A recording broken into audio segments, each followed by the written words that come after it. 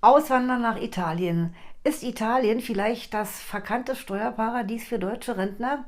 Sie wollen nach Italien auswandern und haben jede Menge Fragen. Was ist mit der Steuer? Wie sieht es mit der Krankenversicherung aus? Wie hoch sind die Lebenshaltungskosten? Was muss man alles beachten? Antwort auf diese und weitere Fragen bekommen Sie in diesem Video. Herzlich willkommen bei Jutta Martin, Steuern einfach erklärt. Schauen Sie sich das Video unbedingt bis zum Ende an, um auch wirklich alles mitzubekommen und nichts zu verpassen.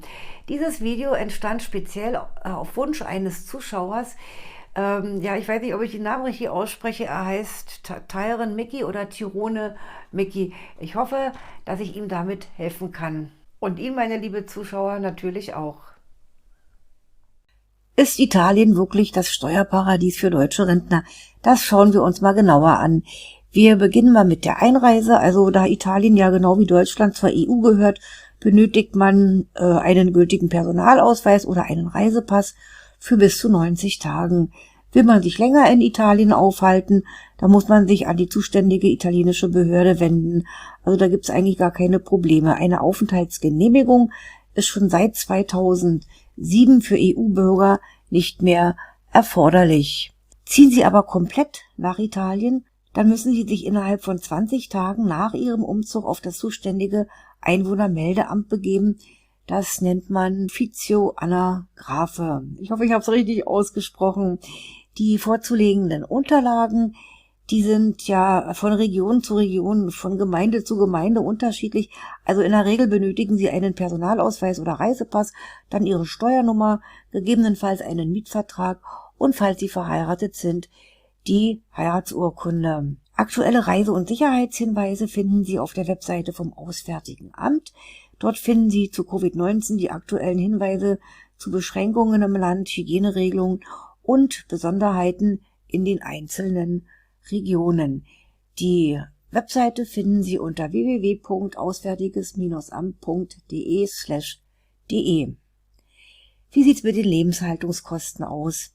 Also zwischen Nord- und Süditalien bestehen gewaltige Preisunterschiede. Dennoch unterscheiden sich die italienischen Preise insgesamt nicht so sehr viel von den deutschen Preisen. Im Norden ist es etwas teurer, während das Leben im Süden als günstiger gilt. Wenn Sie aber jetzt in einer Großstadt leben möchten, wie zum Beispiel Florenz, dann sollten Sie schon 1.500 € zur Verfügung haben. Die Währung in Italien ist der Euro.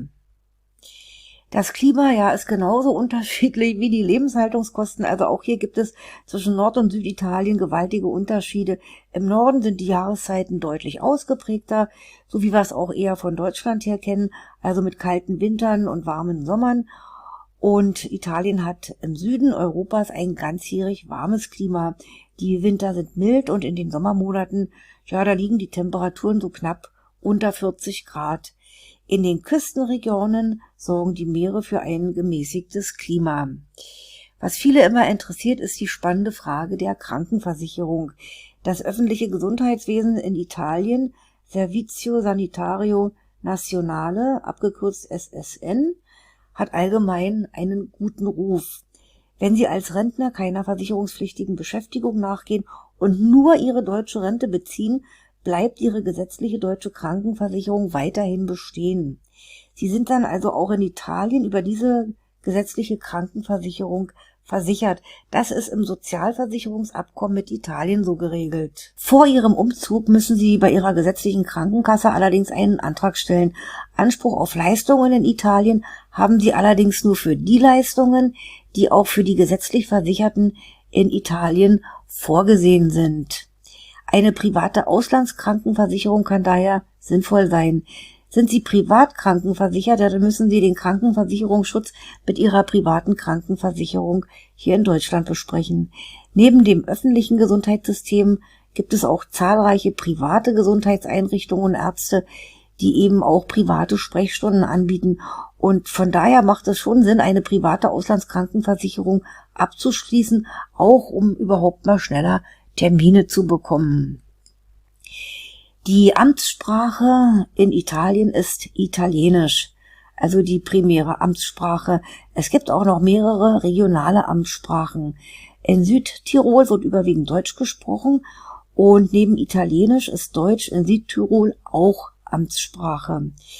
Wer in Italien leben möchte, sollte unbedingt Italienisch lernen. Also ich habe das mal angefangen, das ist auch gar nicht so schwierig. Man muss es eben nur ständig sprechen und dann bleibt man auch drin. In manchen Regionen kommt man auch ohne Italienischkenntnisse überhaupt nicht weiter oder hat es eben sehr schwer, dort zurechtzukommen. Man spricht also Italienisch, Deutsch, Ladinisch, Französisch, Slowenisch im Wesentlichen in Italien. Wie sieht das mit der Rente aus? Also Ihre deutsche Rente bekommen Sie natürlich auch in Italien in voller Höhe gezahlt.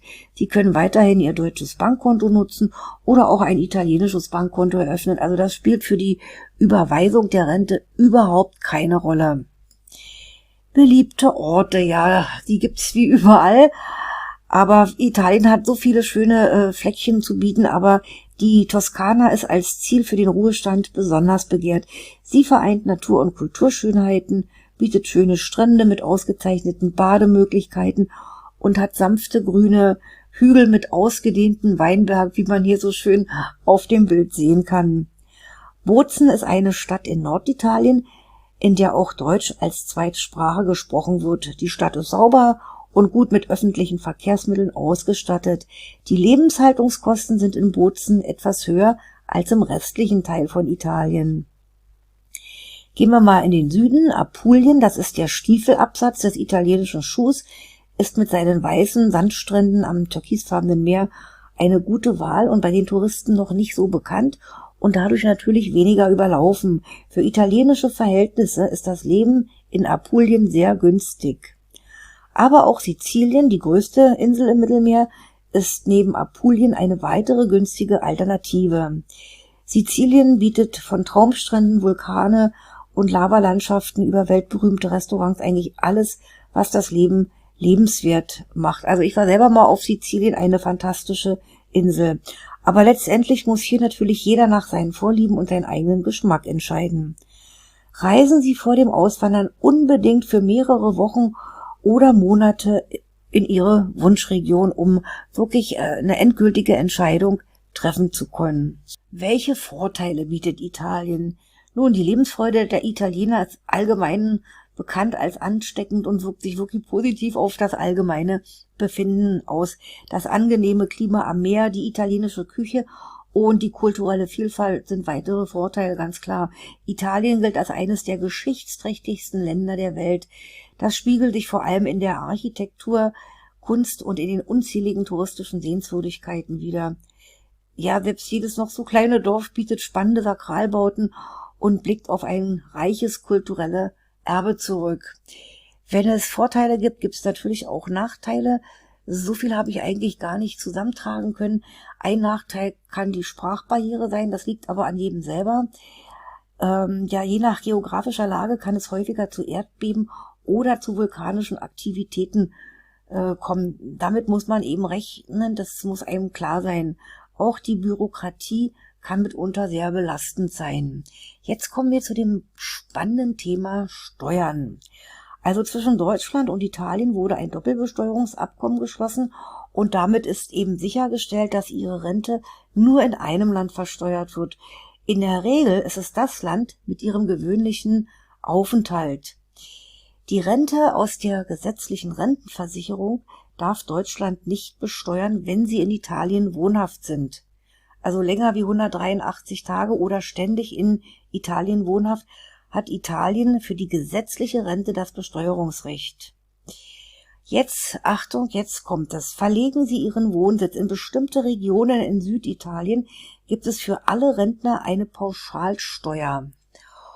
Und diese beträgt 7%. Diese Pauschalsteuer wurde 2019 eingeführt.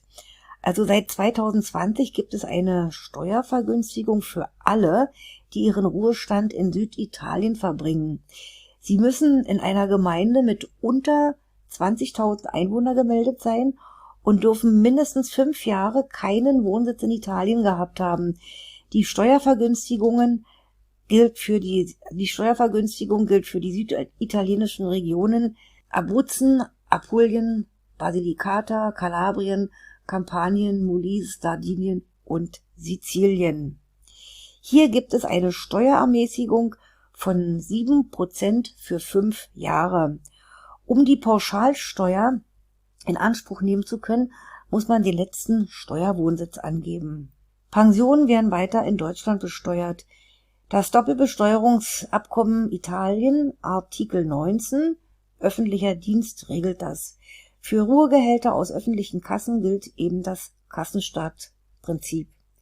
Wer als ausländischer Bürger nach Italien einwandert, erhält nach der Einreise auch eine Eintragung in die Melderegister und automatisch auch eine Steuernummer, eine Codice Fiscale oder wie man das ausspricht, ich weiß jetzt nicht genau.